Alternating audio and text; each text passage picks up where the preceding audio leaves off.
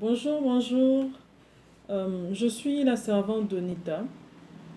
Je suis dans la joie de vous parler de la part du Seigneur aujourd'hui.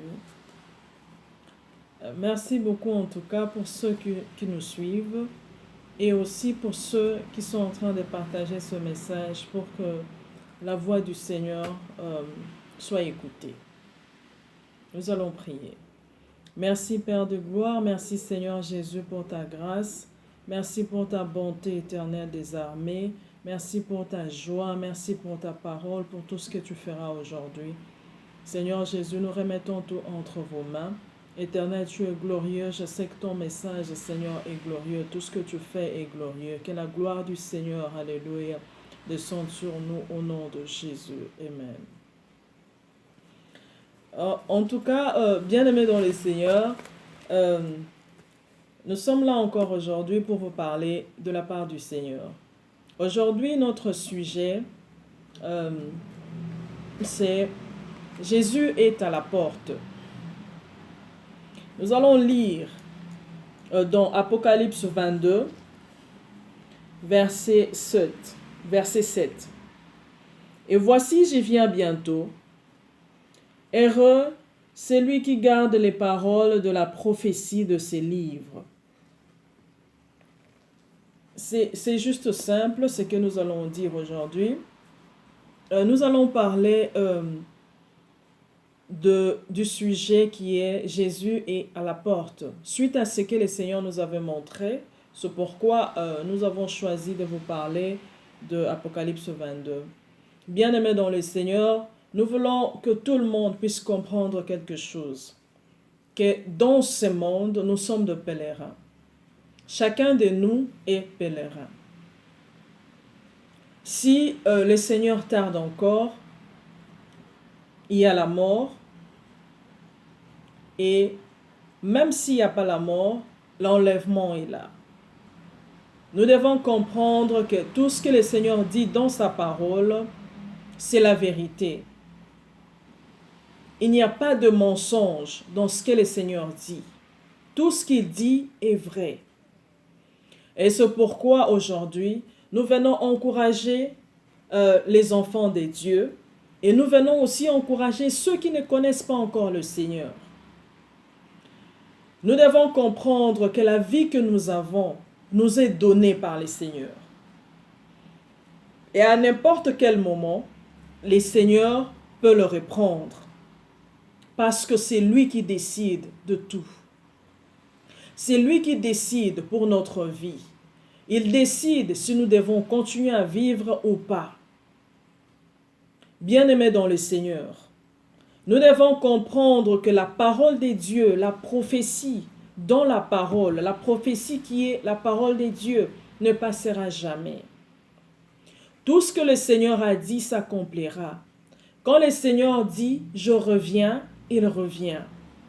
Et maintenant, il est en train de parler à ses enfants. Il m'a parlé, il a parlé à d'autres personnes avant, il continue à parler aux gens. Bien-aimé dans le Seigneur, si le Seigneur ne t'a pas personnellement parlé, ce n'est pas que il ne voudrait pas t'en parler. Non, bien-aimé, le Seigneur voudrait que tu écoutes aussi au travers d'autres personnes. S'il veut, il te le dira. Bien-aimé dans le Seigneur, je voudrais encourager quelqu'un aujourd'hui. Tu dois mettre ça dans ta tête. Tu dois marcher avec ça chaque jour. Tu dois connaître la parole de Dieu. Tu dois lire la parole de Dieu et comprendre qu'est-ce que le Seigneur dit dedans. Quand le Seigneur dit il reviendra, c'est vrai qu'il reviendra. Tu dois faire la volonté de Dieu parce que tu es pèlerin. Tu ne connais pas ton lendemain. Tu ne connais pas ce qui arrivera demain. Bien-aimé dans le Seigneur, Jésus voudrait que nous puissions garder la prophétie, que nous puissions garder sa parole, que nous puissions comprendre qu'est-ce qu'il est en train de nous dire, comprendre comment marcher. Nous sommes pèlerins, nous devons faire les bonnes choses, les bonnes œuvres, nous devons obéir au Seigneur. Car si nous n'obéissons pas, si nous sommes tièdes, le Seigneur nous rejettera. Le Seigneur n'aimerait pas avoir des gens qui sont tantôt plutôt non. Le Seigneur aimerait avoir des gens qui savent pour qui ils sont créés. Pourquoi ils sont créés? Nous sommes créés pour les Seigneurs. Nous sommes créés pourquoi? Pour adorer les Seigneurs. Nous sommes créés pour obéir au Seigneur. Si nous sommes sauvés, c'est pour que nous puissions être, nous sommes libres, oui, mais nous sommes maintenant devant le Seigneur. Nous sommes maintenant là pour le Seigneur, pour faire sa volonté, rien que sa volonté. C'est pourquoi nous venons vous rappeler, bien-aimés dans le Seigneur, que Jésus revient bientôt. Le Seigneur revient bientôt. Bien-aimés dans le Seigneur, quand nous lisons encore dans Apocalypse 22, verset 14, ici on parle de laver la robe. Quand nous lisons, nous allons lire ça. C'est heureux ceux qui lavent leur robe, afin d'avoir droit à l'arbre de vie. Bien-aimés dans le Seigneur, laver la robe, c'est sanctifier. Nous devons nous sanctifier chaque jour. Nous devons demander pardon au Seigneur chaque jour pour que nous puissions toujours être prêts. Nous ne savons pas quel est le moment. Nous ne savons pas quand est-ce que le Seigneur viendra. Nous ne savons rien. Bien-aimés, nous ne savons même pas si la mort peut arriver le soir. Nous ne savons rien. Bien-aimé, il faut être prêt pour l'enlèvement. Sois prêt, mon frère. Sois prêt. Sois prête, ma soeur. Aujourd'hui, je viens t'encourager. C'est le péché qui nous met très loin. Quand nous avons le péché, nous devenons plus loin du Seigneur. Le Seigneur est très loin de nous quand nous avons le péché en nous. Le Seigneur aime la personne, mais il n'aime pas les péchés. Et si nous avons des péchés en nous, cela donne beaucoup d'angoisse au Seigneur. Bien-aimé dans le Seigneur, tu dois comprendre que tu es faite pour donner la gloire au Seigneur, pour donner la joie au Seigneur. Nous allons encore parler aux mamans, aux parents, même les papas. Je vous encourage à montrer vos enfants la parole de Dieu, à leur enseigner la parole de Dieu.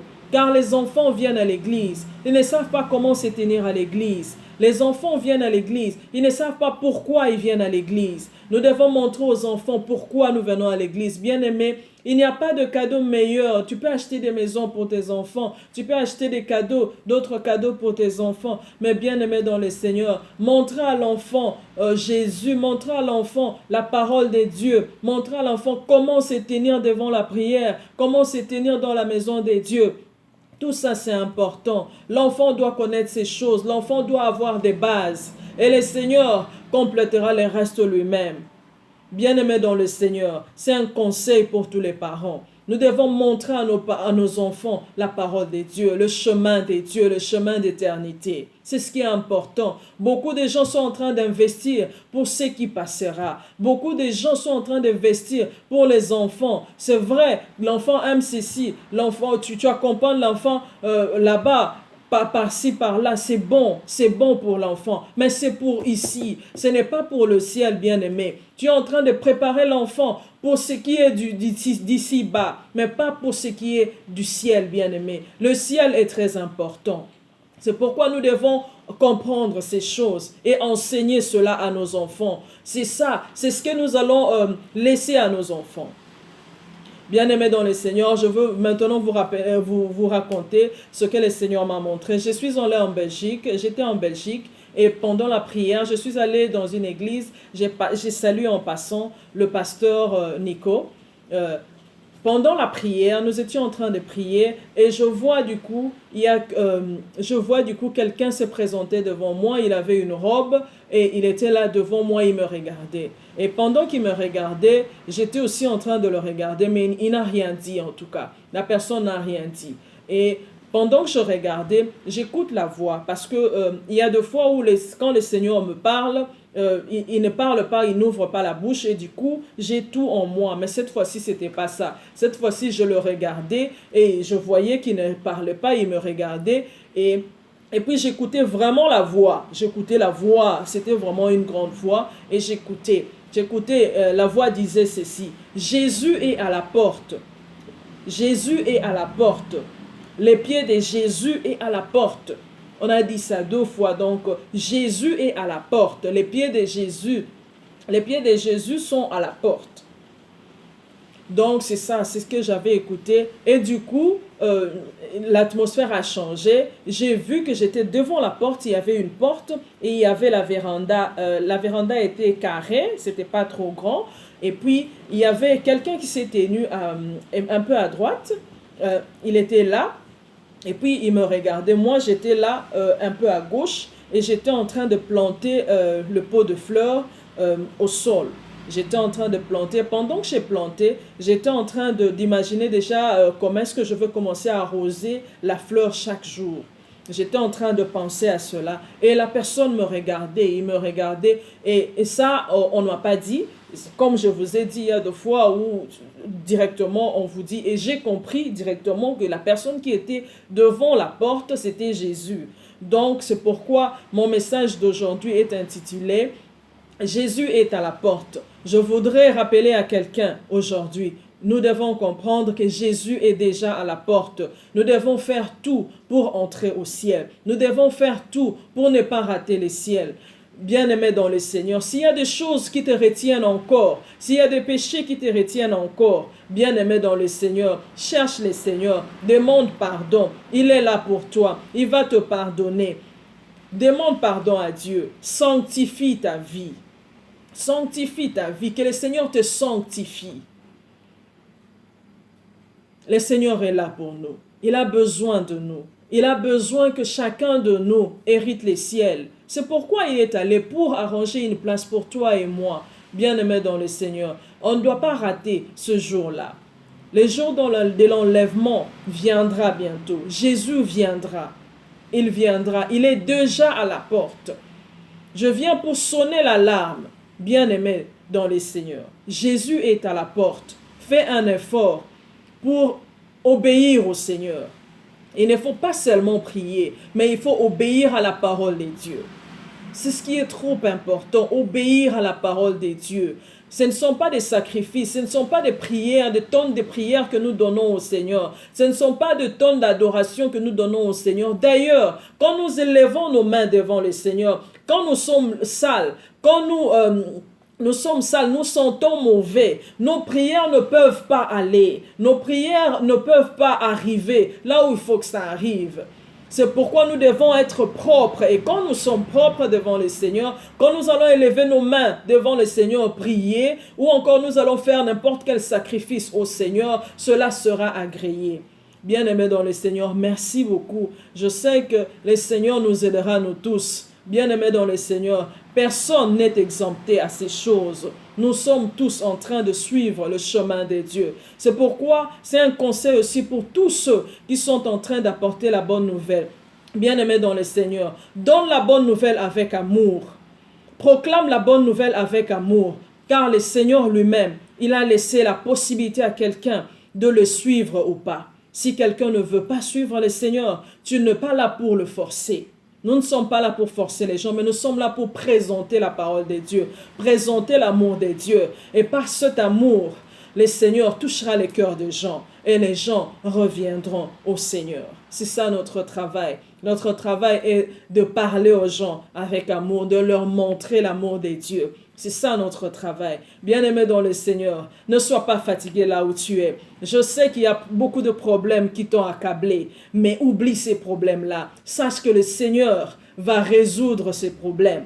D'abord, cherche d'abord le Seigneur. Cherche le Seigneur, cherche à comprendre qu'est-ce que le Seigneur voudrait pour ta vie, qu'est-ce que le Seigneur voudrait que tu fasses. Et sers le Seigneur. Ensuite, le Seigneur te bénira. Le Seigneur sera là au rendez-vous.